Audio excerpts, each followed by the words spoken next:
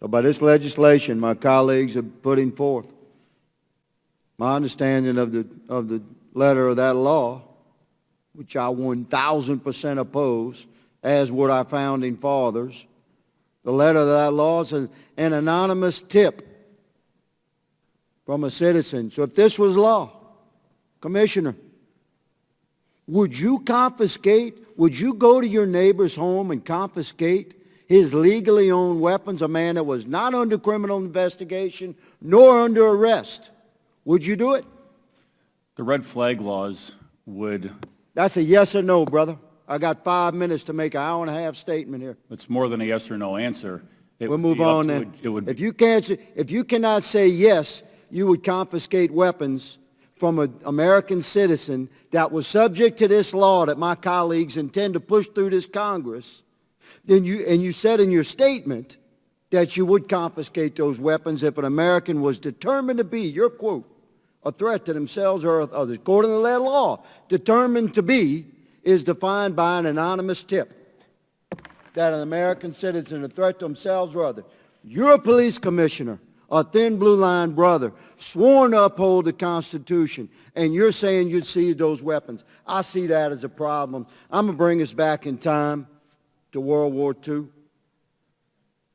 America's population, 140 million.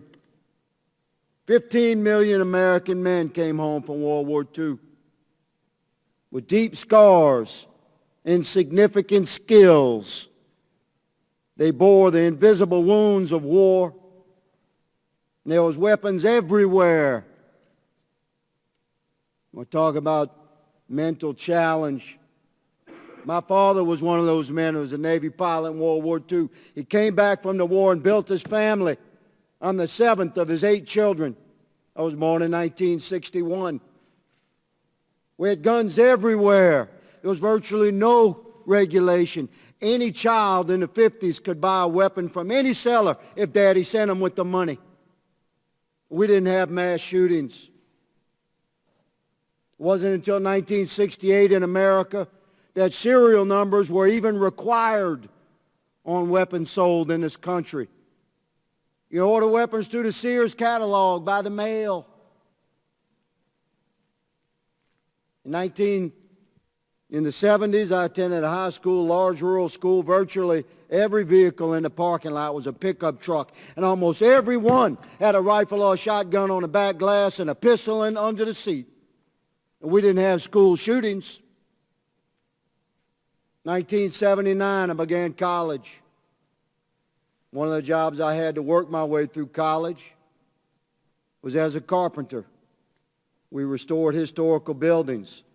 We had to determine in the process of that work what was the original cuts of these homes, residential homes built 75, 85, 100 years ago.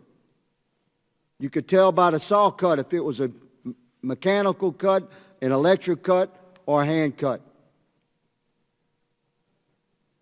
By such observations, we knew exactly how that house was originally built.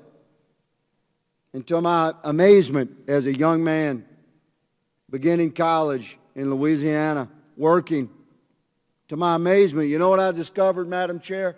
You know what these houses did not have that were built 100 years ago in cities in America? You know what they did not have, Commissioner? Locks. Locks. Now I ask you all, what happened to that country, man? A country where homes were built in cities with no locks. A country where guns were everywhere and virtually not regulated at all. Where millions of Americans, 14 million Americans came back. It's 11% of the population at the time after World War II with incredible skills of war and weapons of war, as you called them, everywhere. But we didn't have mass shootings. And here we sit today where an entire once proud Democratic Party is presenting unbelievably unconstitutional laws to press upon our nation, and we have a police commissioner that says he would go home to home and confiscate legally owned weapons if he got a tip. Madam Chair, I yield my speech, but I will not yield my opposition to these unconstitutional laws.